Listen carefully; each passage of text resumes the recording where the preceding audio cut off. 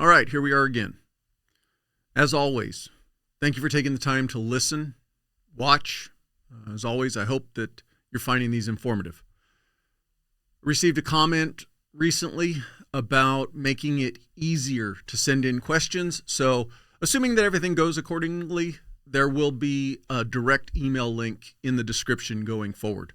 Hopefully that makes it easier. If you've got questions, shoot a quick email. So let's get into round 15 of the tactical transition tips. This time, for the close range group, as I've explained before, these are the people that are in an immediate transition or probably less than a year out. Build your wardrobe.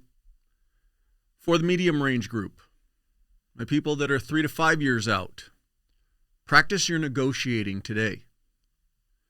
And for the long range group, again, those who are maybe you're just starting your career or you're a decade or more away, stay on top of technology.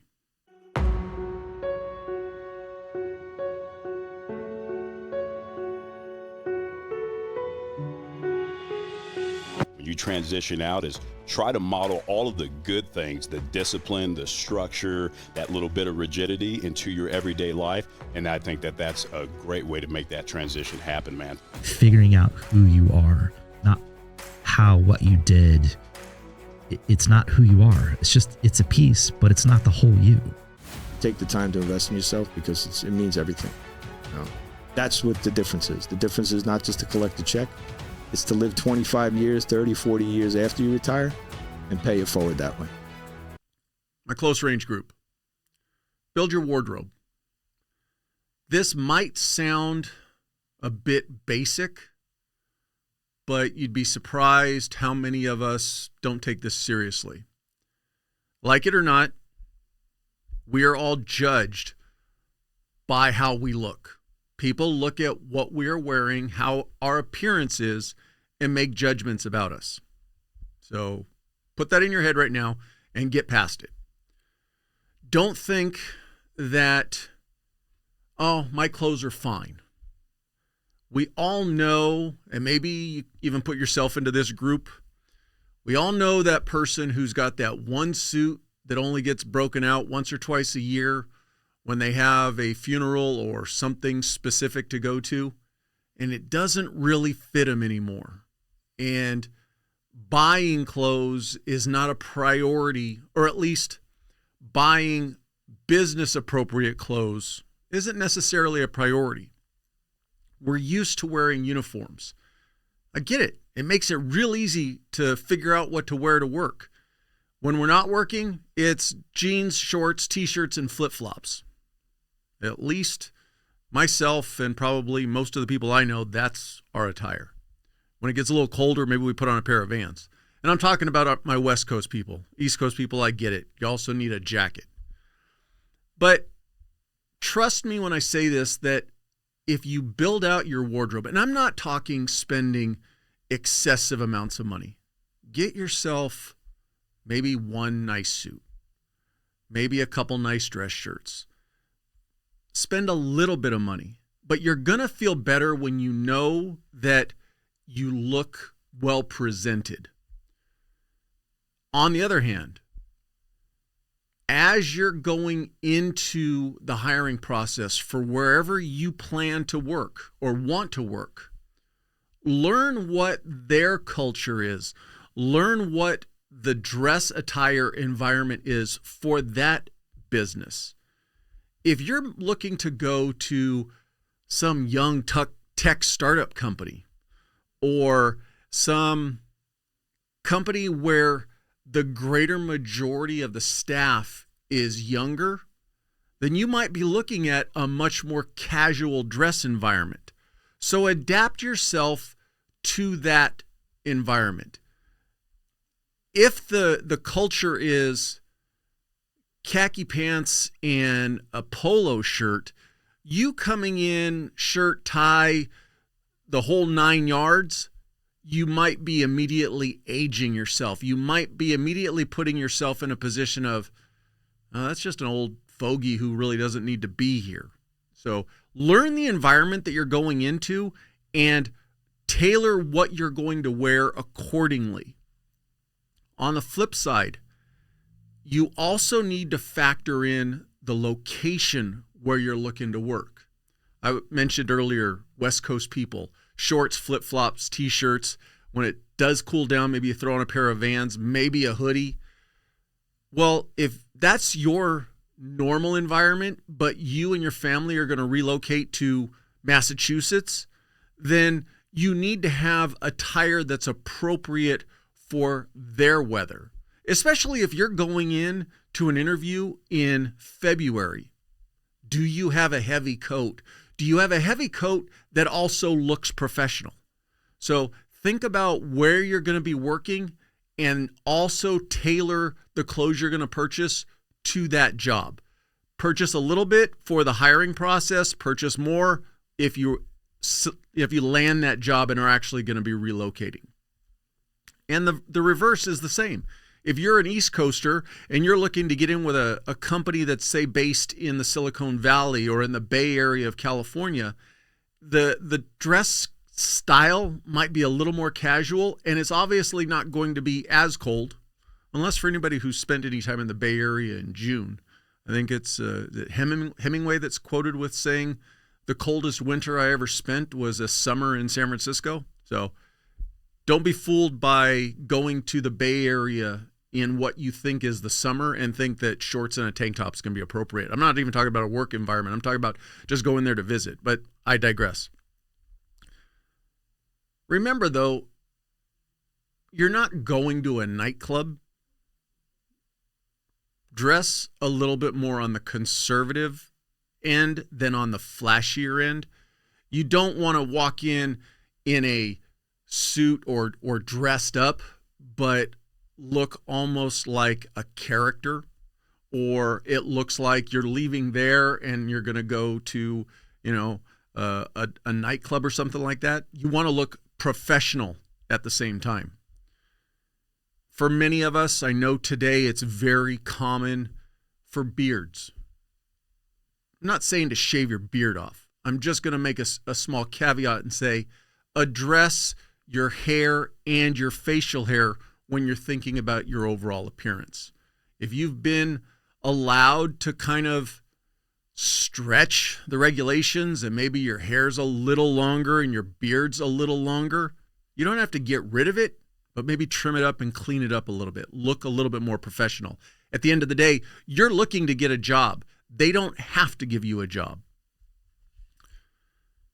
How this benefits you, though, is first off, by coming in to the interview process, into the hiring process, presenting yourself well, just that initial appearance, it shows that you at least have respect, not only for yourself, but for the company and the culture that you're coming to.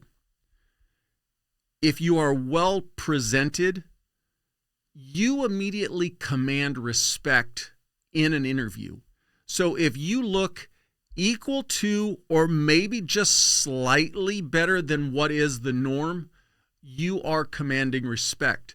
With that, though, if you go to the extreme, like I was mentioning, if you're in an environment where the workforce is largely younger, but maybe you're looking for that director of security position or something of an elevated status, you want to dress a little bit above, but at the same token, don't dress yourself out of the job. And equally, don't dress yourself below the job. So don't think that because it's a casual environment that means that you can roll in jeans and a t-shirt. So be mindful about it, but show respect to yourself and show respect to the company. If there's some of you who have the desire to go into, I'll say, certain cultures, the New York banking institutions, for instance, obviously I'm sure their dress codes have lessened or softened over the years, but they're still very much suit and tie. That Fortune 500 world is still very much about the suit and tie. So understand the culture of the company or the environment that you're going into. Maybe it might even be a networking event, not just for the company you're interested in, but for multiple companies. And by you presenting the best professional appearance you can, you not only set yourself apart to the company that might be looking to hire you, but you may then also attract the attention of companies that might not already have you on their radar. So adapt your dress to the environment that you're looking to get into. You need to focus on showcasing you. So you don't want to be in an interview sitting there adjusting the shirt that's too tight or the jacket that doesn't fit properly, or on the opposite end, you look like a soup sandwich and the suit's 4 sizes too big because it wasn't tailored properly. Taking all of that out of the equation and off the table allows you to focus on selling you. It allows you to focus on your skills, your experiences, and what you bring to the table. And it lets them not be over fixated on how you don't look well presented. Most important, when you walk out of that room, that interview, whatever it is, you don't want to leave them with the last impression of you where they've forgotten what you said because they were so fixated on how inappropriately you were dressed or how over the top you were dressed. Let's say you wouldn't show up in a tuxedo. I mean, that's just way beyond what is necessary. Even in a very staunch environment, that's overdressing. So dress appropriately, take that off the table, almost kind of be that gray man where that you just your looks just kind of blend in, and it's something that they're not thinking about. They're now thinking about who you are, what you bring to their company, and how you can be an asset to them. Medium range group. Start practicing your negotiations today. Understand that when you go into the hiring process, you're selling you. You are a commodity, so you need to know your value. We all bring a lot to the table that companies are looking for. So don't undervalue what skills and experiences you have and how that can benefit largely most every company that's out there. Equally though, work on being likable. Work on being nice. Put yourself on the other side of that table. Who would you want to talk to? Would you want to talk to somebody who's engaging, who's friendly, who's open? Or would you want to talk to, like we all know them in these careers, that 20 or 30 year senior who's sandpaper? So know who you are, know what is going to make you the most marketable, and work on being that person. Because negotiations are a lot more than ones and zeros or line items. A lot of it is personalities and whether or not you are likable. Do your research ahead of time. When you go into a negotiation, you need to have a clear understanding of what are the comparable salary and benefit packages for that position in that given industry. So it's going to take you doing the legwork and the research to know what's an acceptable total package. You could go in there wanting, let's say, $100,000 a year for that position, but if the industry standard is $50,000, they're going to laugh you out of there and go, we are not going to pay that. On the flip side, if you don't know that the industry standard is $100,000 base pay plus incentives, whatever, and you think, oh, I'm going to ask for $50,000. Well, thanks. We'll give you that, because now you've given them the advantage. So for nothing more, know the rules of the game before you start playing it. Don't try to learn the rules as you're playing the game. You can do workshops. LinkedIn Learning is a good source for information about getting hired. There's Coursera, and I'm not affiliated with any of these. These are just some of the ones that jump out at me. But you can do your own research. The other thing you can do is you can just reach out to a career coach and work with them on doing mock negotiation training. Whatever it is, find a way to practice doing it today with another person or with another group of people so that you can get better at it. Just simply walking through it in your head or thinking that you're good at, I'll call it the game of tennis. They throw out something, you lob it back. You need feedback from another person to see how you play the game. So start practicing that today. Always remember that the negotiation process is not just about the salary you want. It might be that company A offers you a little bit less salary, but they'll pad it with incentives, with bonuses, kickbacks to or kickdowns to your IRA.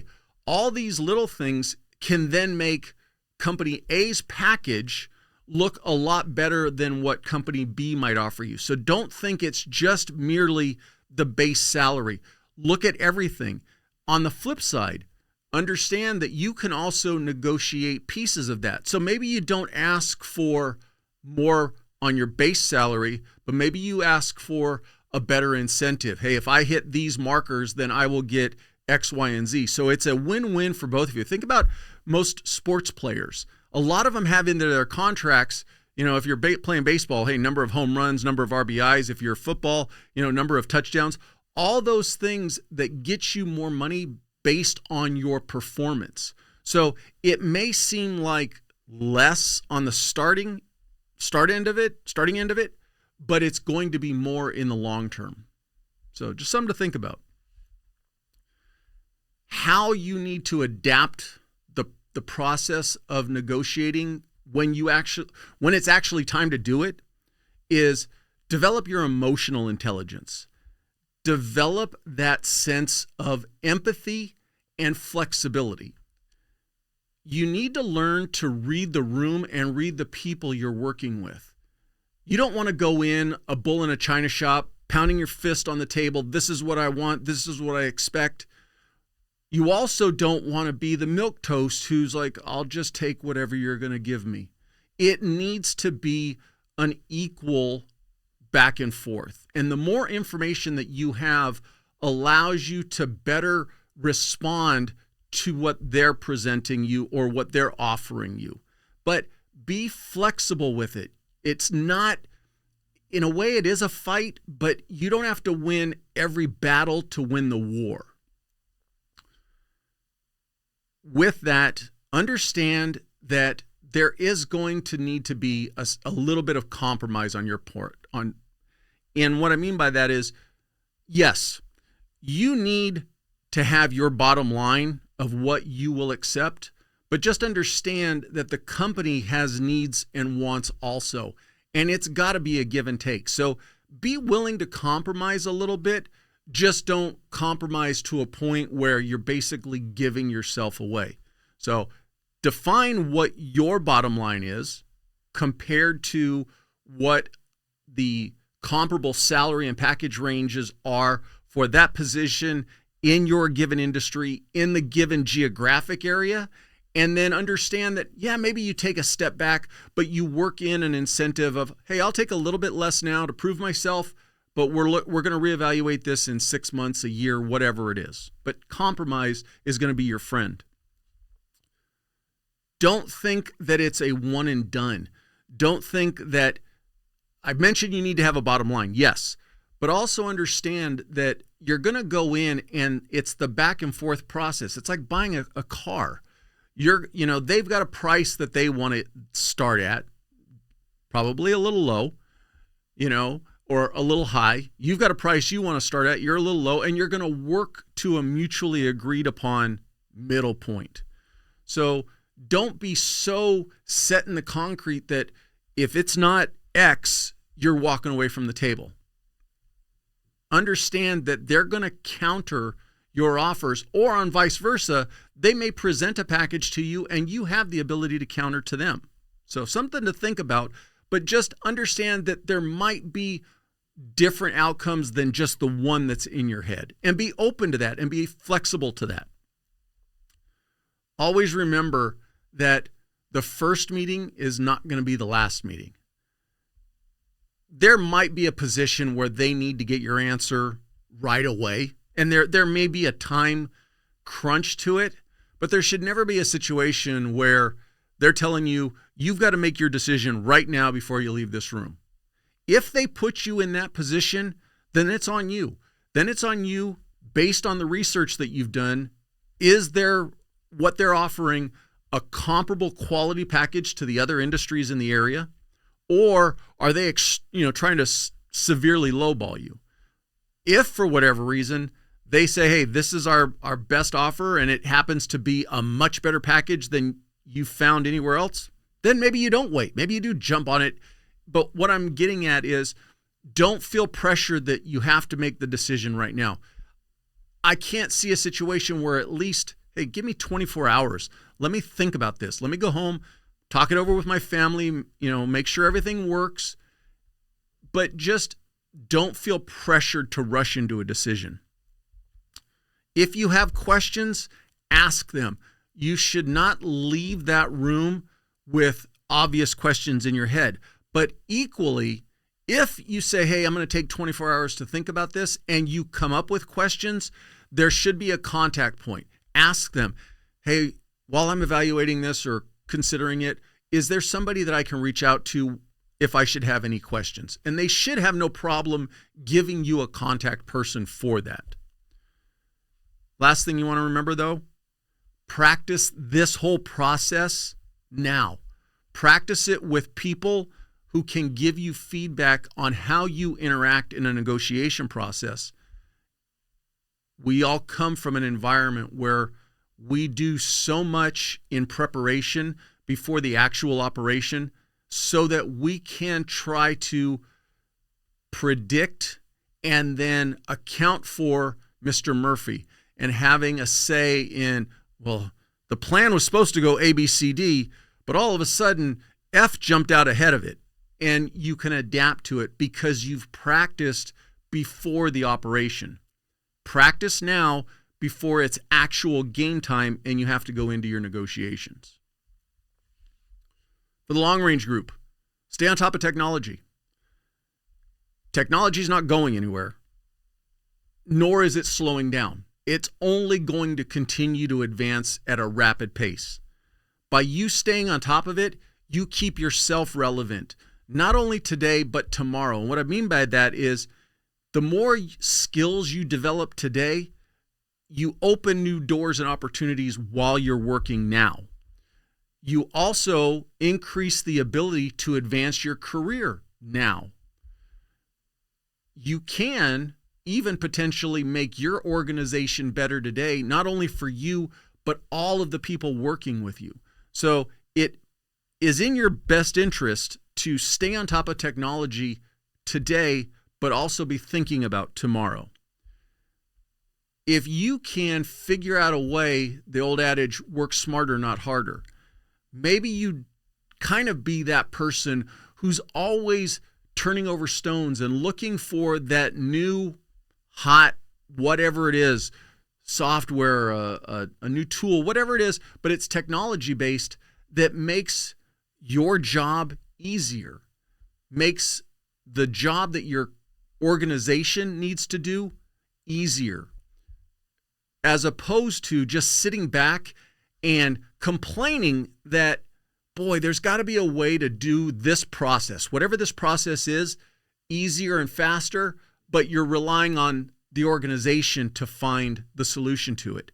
Maybe you be that person who's just pokes their nose in. Maybe you talk to some companies and say, hey, I work for this company. I don't necessarily have the buying authorization, but is there a way that maybe I can test the product so that I could then go to my organization and say, hey, this is a really good product? Something as simple as that might get you in the door with companies who want to get their product in front of your organization, as well as making you look better to your organization. So don't sit back on your heels and wait for stuff to come to you. Be moving forward. Be proactive in how you can make not only yourself better, but make your organization better today, which is then going to benefit you in the long run. You always want to be challenging yourself to learn new things. You stagnate when you stop learning. There's nothing that we do today. Well, I don't want to overgeneralize it, but how we do things today might not be 100% how we did it. I'll use myself for an example. 30 years ago when I started in law enforcement, things evolve, things change. Trying to dig your heels in and say that I want to do it the way we used to isn't feasible. The train is moving at 100 miles an hour. Why not be in the locomotive as opposed to the caboose? And I'm dating myself because most trains today don't even have a caboose. But what I'm saying is don't be at the back of the train, be at the front of the train and being part of the person helping plow that train at 100 miles an hour as opposed to being in the back end trying to slow it down going, I like how we used to do things. This always comes back around, but I believe it's truly important. You open yourself to networking opportunities, but in a weird way.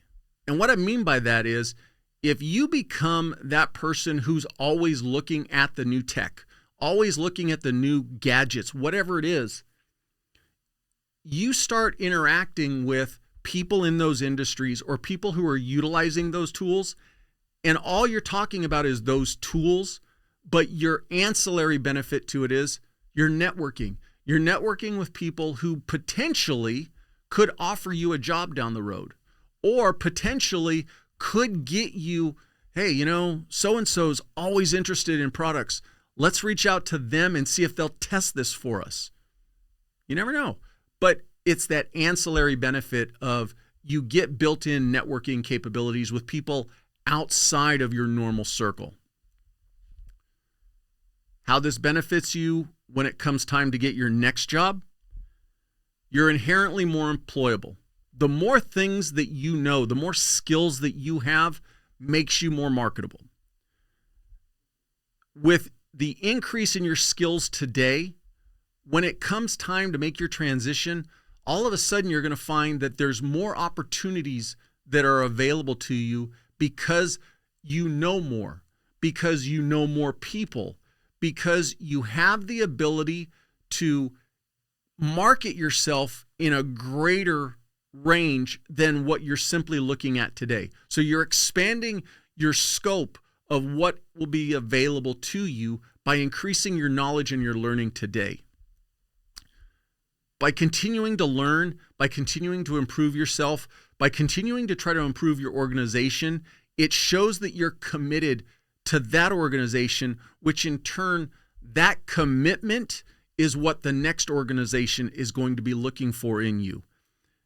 Especially if in an interview, you can talk about a completely secondary set of things that you not only did, but you learned and helped implement or ensured that they got implemented when it wasn't even required of you. So you're going above and beyond what was simply your job duties, and you took on more responsibility. That is going to benefit you when it comes time to selling yourself to the next company.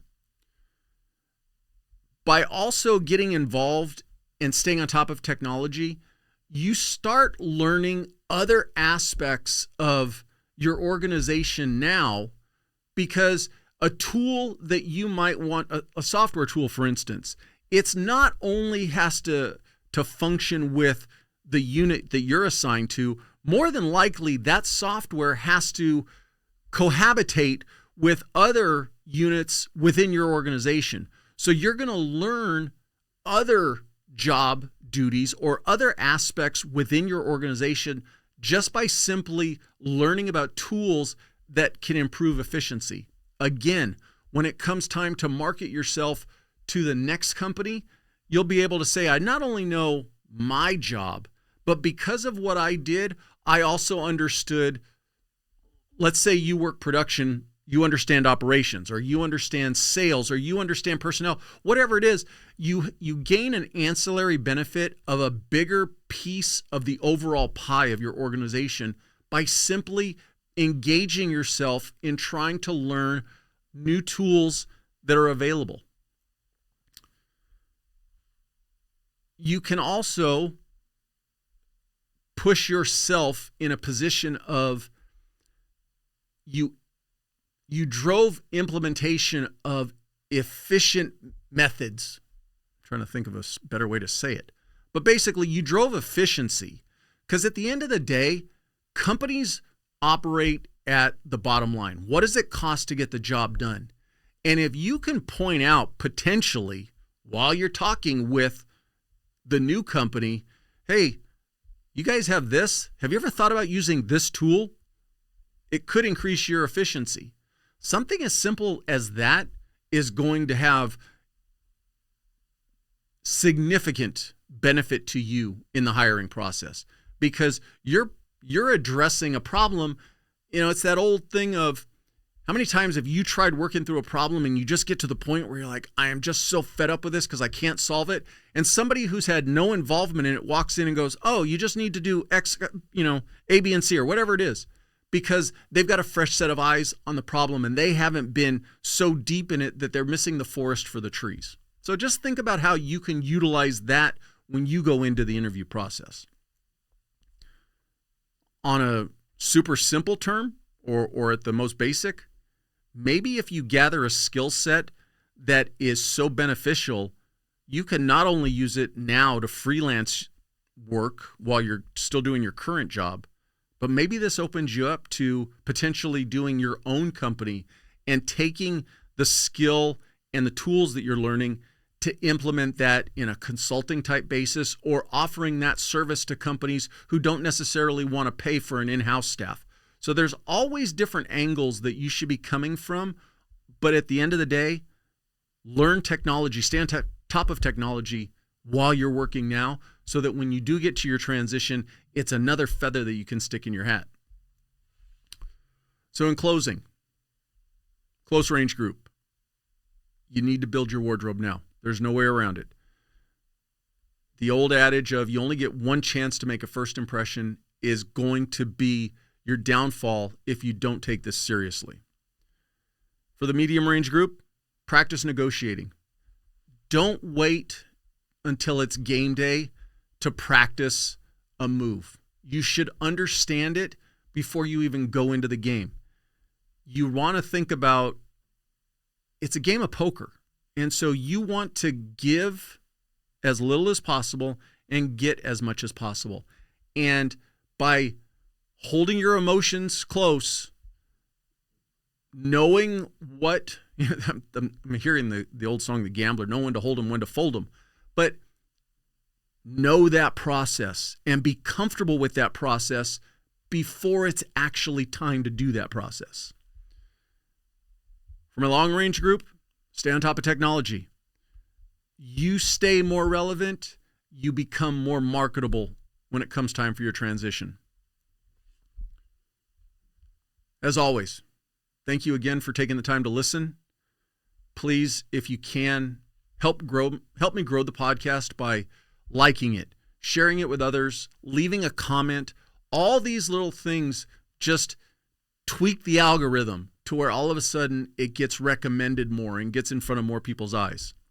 As I mentioned at the start of this, I'm going to include a link to where click on it directly to an email. So it should make asking questions or giving me comments a little bit easier. Let me know what you think about that. And as always, see you on the next one.